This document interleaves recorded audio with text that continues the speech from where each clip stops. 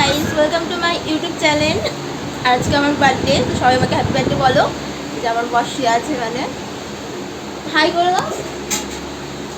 তো চলো কি কি হচ্ছে দেখাই। Happy birthday. জেঠি রান্না করছে।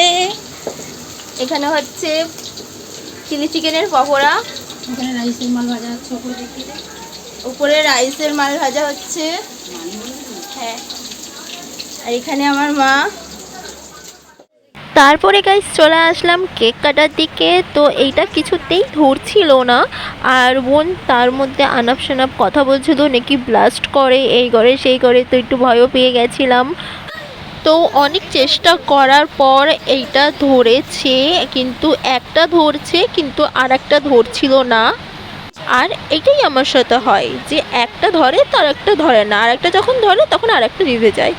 আমার সাথেই হয় এটা। তো সবাই মিলে চেষ্টা করছে এটাকে ধরানোর। তো ধরেছে, আমার বরই পেরেছে ধরাতে।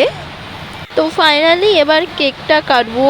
আমি ওকে বললাম আমার হাতটা ধরো, কিন্তু ও প্রথমে না করছিল, তারপরে লজ্জায় লজ্জায় ধরলো। আর আমার ফার্স্ট বার্থডে ওর সাথে খুবই মজা হচ্ছিল। আমি ওকে কেক খাইয়ে দিচ্ছিলাম এত সুন্দর করে, কিন্তু ও আমাকে কেকটা খাওয়ানোর পর খুবই বাজে করে মুখে মাখিয়েছিল। এটার অপেক্ষা অনেকক্ষণ করছিল যে কখন আমার মুখে কেক মাখাবে। তারপরেই গাইজ আমার উপর অত্যাচারটা শুরু হয়েছিল, কিন্তু সেটার ভিডিও তোমাদের সাথে শেয়ার করতে পারলাম না।